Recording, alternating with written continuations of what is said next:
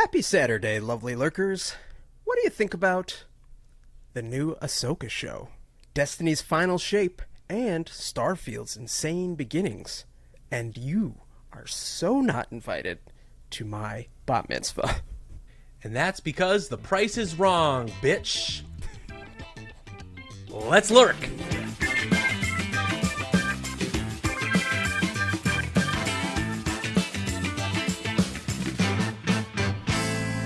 He lived an amazing life.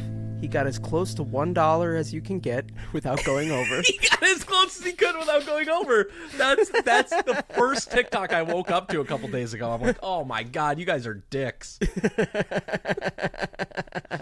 Do you remember waking up sick, going to the kitchen or the living room, wherever you were going to like lay down for the day and watching The Price is Right? That show was amazing. It gave you the hope that you could get onto a game show and like win all these cool prizes. And then they never told you about the tax implications. So, Willy, I watched the first 2 episodes of Ahsoka, the latest from Disney's Star Wars palette, if you will. Sure. And I'm not talking like the flavor palette. I'm talking like the giant palette of shows they just have stacked up in the warehouse, and they're just force-feeding us every single one. Did you have a chance to watch these episodes as well? I have not watched yet. TikTok is bombarding me with videos of it. And so I was kind of waiting until today and tomorrow. My days off this week showed up in the middle of the week. And so I was just waiting, biding my time. And then I didn't realize that you were going to want to talk about it. So then I was like, do I have enough time? I had 30 minutes and I wasn't going to push it. It's okay. It's all right. What have you thought so far? It's not like this is one of the best shows that Disney's come out with in a long time. And not for the reasons you would think. Boobs? There are attractive people in this show. But that's every single show that makes it to television. Let's be honest. It's really good. Or at least it starts off really good. We'll see how the rest of the show plays out as they are doing this thing where it comes out once a week, but not at midnight. So people can spoil it for the rest of the world. It comes out in prime time, wherever you're kind of living, at least here in the stateside. The thing that I really like about this show is that they decided to focus on the best Jedi of all time. Rey? Nope. Han, based on what we might have suspected in the last movie? No. Ahsoka is the best Jedi in the entire Star Wars universe. It can't be a woman. I said Rey to start. Don't take that out of context. Can't be one of them aliens. Yeah.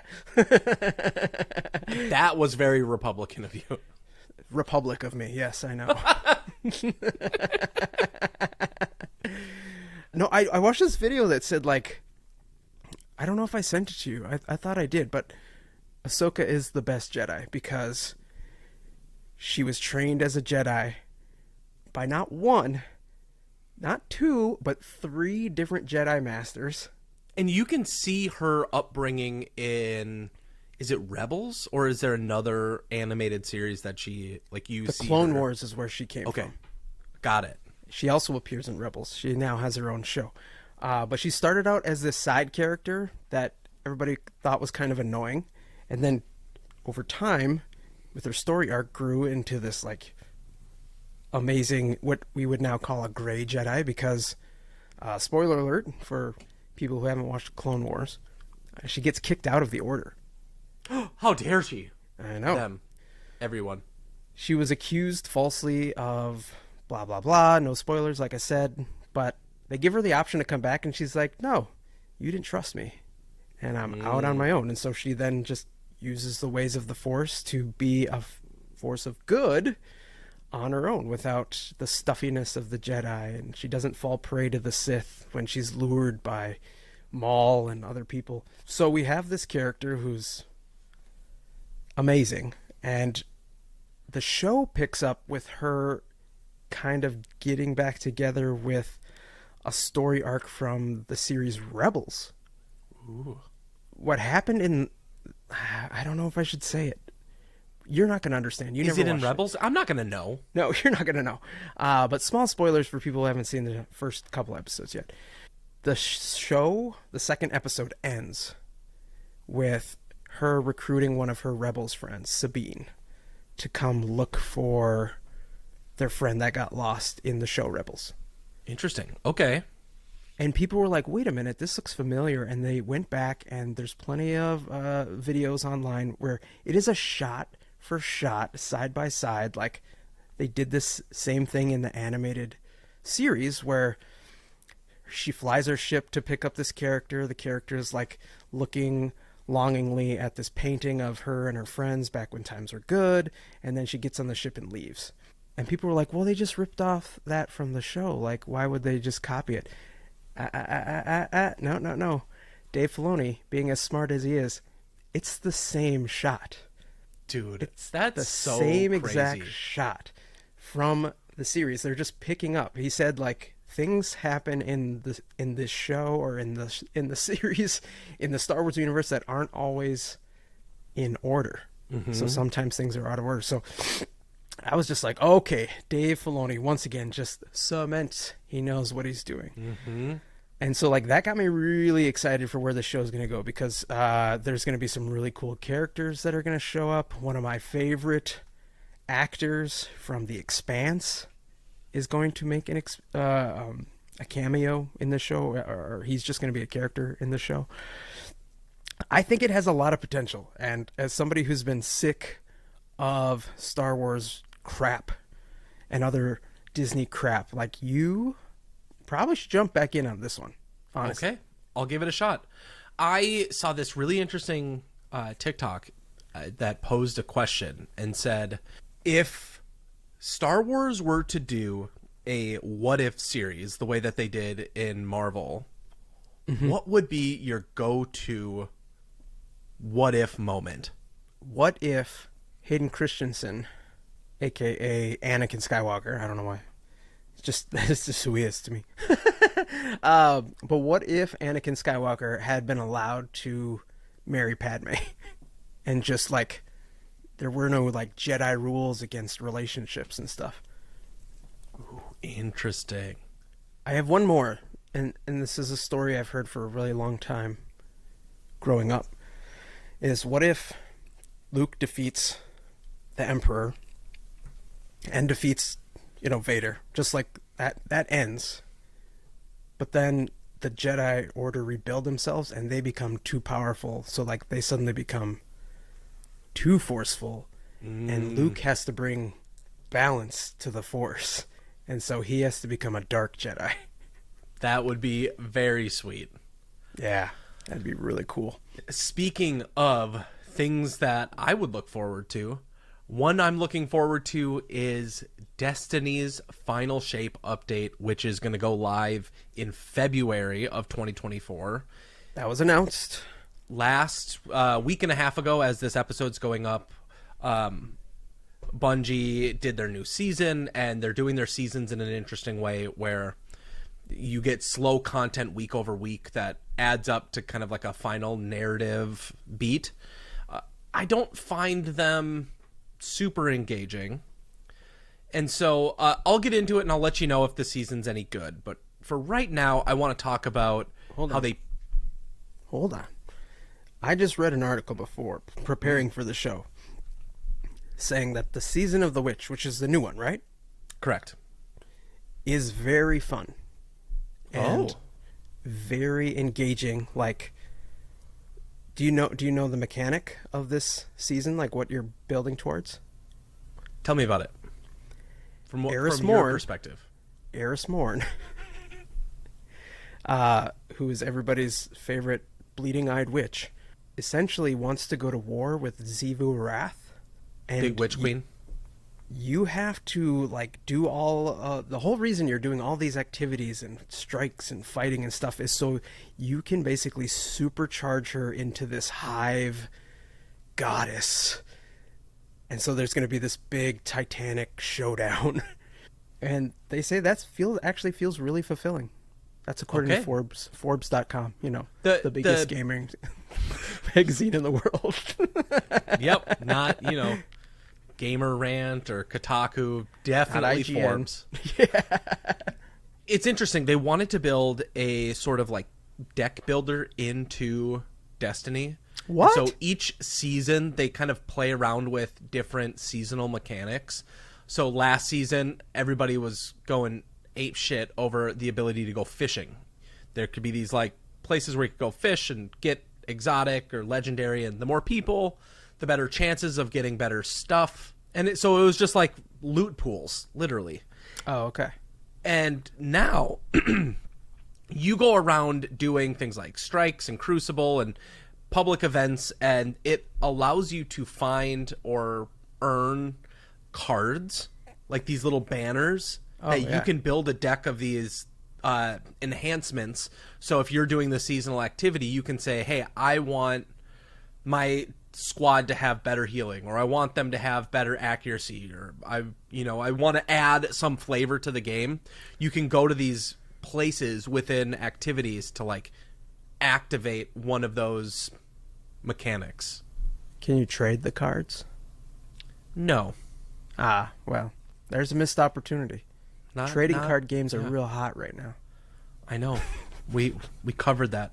The time, though, we've talked about this before, where the time that you put into Destiny and what you can do and all the mechanics and games and stuff, and when it comes down to hours played versus like cost, like on paper it makes sense, but I want more story. Like I've always wanted more story, less grind, less multiplayer. Like we're going to be talking about Starfield here in just a second. I know in Starfield's not multiplayer, so it's not like a fair comparison, but just a little bit more towards that would be nice, and less on the grindy go fetch quests. You sent me this article a few days ago that said, in the words of an executive from Bethesda, who is the company that made famous games like Skyrim. I'm not sure if you've ever heard of them. Small or game. Fallout. Follow-up, yeah. Yeah. They said it could take 130 hours to really start Starfield. You played Skyrim, though, right? Like, I didn't. No, you never played Skyrim? No, because I knew it was such a huge investment in time. And to be fair, that type of environment, like the gritty, like Game of Thrones-esque, like fantasy worlds, are not something that I necessarily get super jazzed about. Okay, Dungeons and Dragons, man. Yeah, whatever. I believe you. I believe you a lot. Sure. Just keep using those words that are coming out of your mouth, and maybe one day you'll Shut believe up. them too. How many hours have you put into Destiny? You want a real number? Yeah. There is a site. Have you done this before? Yeah, we did it together once. It's called wastedondestiny.com. If it is over 130 hours... It's been 10 years. How dare you? I think the last time we looked at it was like 1 year of your life. It's not that long. Don't know what to tell you. Looks like it can't be loaded, so I dodged a bullet here. Anyway. It's 125 days. 125 days, Scott. 125 days. That's a third of a year. You're terrible at math. So you can't be intimidated anymore by these games when they say it's going to take this long just to start. You've missed out in a decade's worth of possibly one of the greatest video games of all time. Of all time! They've come out with 10 different editions. It's been released on every single console that has existed in the past decade. That's true. You can play it. I think you can play it modded on your phone at this point. God. And here's the deal. I'm going to play Starfield for sure.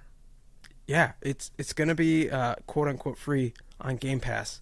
Right now they have you can upgrade for like $30 if you're already a Game Pass subscriber. You can get the game for $30. But this is the type of environment that I enjoy, and I know many others do as well, where you're just immersed in it, and the only thing that really lacks from these games is the ability to play it with somebody else, to like experience this type of, I don't know, like it's an epic journey. It's a story that you would read or listen to on an audiobook that you actually get to interact with. When people were designing video games, like this is the type of game that I feel they had in their mind. You know, you just plugging in and disappearing for a little while, just like you would escape with any other book or movie. I'm prepared to be disappointed, but as another reviewer I was listening to the other day, he was saying, like, even if it's just Skyrim in space, like, I will play that game for 10 years. Because you'll be able to. This is going to be insane. It's surprising to me that for a game announced in 2018, when we started recording this podcast, 2020, when we thought about starting recording this podcast, yeah, it's actually surprisingly fast for turnaround time for them to show the very first preview to where we are now. I mean, the initial reviews are starting to come out. Now let me throw this curveball at you. Are you going to be upset when you land? When you land on a planet, it's going to build the environment around you. You will only be able to walk 45 minutes in one direction. Oh no. And then there'll be a wall. Is that what Meaning they said? that when you land on a planet, you cannot just like walk around it. You can't just circumference the whole thing. Interesting. Mm-hmm. I think I'm okay with that. They had to make some limitations because they were adding NPCs and other content, you know, and stuff like that. It's not a No Man's Sky, and it doesn't pretend it's going to be. But 45 minutes in one direction from the center point is a long time. Like, you and I played Ghost Recon Wildlands. Mm-hmm. You could get in a helicopter and go from one end to the other end. It'd probably take 20 minutes. Mm-hmm. If this has multiple planets with maps that size, every planet. I'm very excited about that prospect. I like getting lost in these worlds. I like the sense of discovery, and I like how you can go on to apps like the formerly well-renowned Reddit or other sites and find people that say, like, hey, guess what I found? I found this cool Easter egg. Yeah, and who knows if you'll be able to do that because it's all random. Like, you might see somebody land on a planet and you go try to land there, and it gives you something completely different. So, damn, cool. It's going to be fun. It's going to be real fun. Everybody should check it out. I believe it comes out next month, September. Yep. I cannot wait. It seems like it's going to be a real party. And speaking of parties that Willy almost uninvited himself from, I knew that we had to watch a movie or have some sort of movie news. And you know what? Strike's still going. So there's not a whole lot of new stuff coming out. Nope. I went and looked over every single streaming service and what they released in the past 30 days, Willy. Oof. Cupboard is bare. We're like waiting for all the movies that are in the theaters to eventually come out. They're all waiting. Spider-Verse still hasn't hit. Meg 2 still hasn't hit. I mean, I think you can buy or rent these movies to stream at home, but we're talking like for the people who are already paying for this. They want to watch them with their included subscription. So I was just scrolling through socials and I saw a clip of Adam Sandler being very upset and yelling at this teenage girl. And I'm like, what?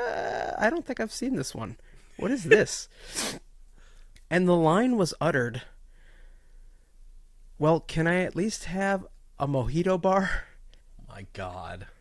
And his response was, "Do you think that's why we fought the Nazis? So you could have a mojito bar?" And I was like, okay, I have to watch this, whatever it is. And it turns out Adam Sandler has a new show called You're So Not Invited to My Bat Mitzvah, which happens to be about his daughter going through her bat mitzvah with her friends, and like that whole scene. Well, the daughter in the movie is his daughter in real life. Really? As his other daughter also plays his daughter in the show. His wife is in the movie too, as like the next door neighbor or the mom of his daughter's best friend. And there's like a whole, as you would expect, big cast of other players. It's a lot of fun, is what I'm going to say first of all. It is, it's a story of a coming of age young girl getting ready for her bat mitzvah and everything that goes along with that. And your dad is Adam Sandler. Who actually is not in the movie as much as you would think for an Adam Sandler movie. Yeah, he's in there just enough, but he really does a good job of highlighting and basically letting you know the story is about these kids and not himself. Now, it's based on a book, and it gets wild. I mean, for a young adult movie, like, it gets pretty crazy, and there's like all the same story beats. But for anybody who has younger kids, especially, I mean, if you're Jewish, obviously this is something I would recommend. But it's worth a watch. It's funny. It's sweet. The only criticism that I have from somebody who watches a lot of stuff is that it starts out a little slow and the pacing gets kind of weird. But the third act pays off, and it's 100% worth it. I do want to say something about like the state of streaming. I too have been trying to explore some new shows. This week, Scott, I finished 3 books. Audio. Yes. Shut up. They were great. I did it when I was working out. All right, man. But I was like, all right, I want to start watching some shows. Maybe this is a chance to get me and my fiance into shows that maybe I've loved season 1 and I should watch season 2 or 3. And so I went on to Max, the place for HBO, looking for Westworld. Oh, yeah. Bye-bye. It's gone. Yeah. The thing that is crazy is if you want to watch Westworld, which was an HBO original, it will cost you $100 to buy it digitally. Yeah, those Warner brothers, they do all the drugs and they don't think about the consequences. What are we doing here? It's just like if a series comes out and you subscribe to that series, you subscribe to that service so you can watch that series, you expect it to be there. You really do. Like, that company owns it already. If they're doing a Disney thing where they're putting it in the vault and making people miss it, like, they should do that with Game of Thrones, honestly. Like, take it away, make people forget about the 7th season, and then bring it back. Or only have the first season on there. And if you want to get real cruel, then make people buy the rest. Oh my God. Now that's awful. You're terrible. That one's free, Max, the place for HBO, kind of. The place for some of HBO. Yeah. But this is interesting. So back when Netflix was first selling like ship to home titles, like movies and TV shows, they had like 1.2 million titles, projects. They're down to 6,000. Still way too many. They're not even like the 6,000 best ones. I know. I read an article in The Verge last week too, saying like it's time we start exploring our relationship with our streaming services and like really examining what it means, because like you said, if they're not going to fulfill on the commitments that they've had or they've promised you or been delivering for all of this time, why are we still giving them our money? Most of these services are month to month. And you can just turn it off. You can always come back if something, if something comes back that's worthwhile. But I don't know. That's what I propose. Snip, snap, snip, snap. Turn it off, turn it back on. That's right. I don't need it. Just like a vasectomy. Turn it off. I'm cutting the tubes. Let's shoot blanks. You can still have fun. Just, just not guaranteed to get anything out of it at the end. Just like you probably got nothing out of this show. But thanks anyway for hanging out with us today, you lovely lurkers. Please rate and review wherever you lurk.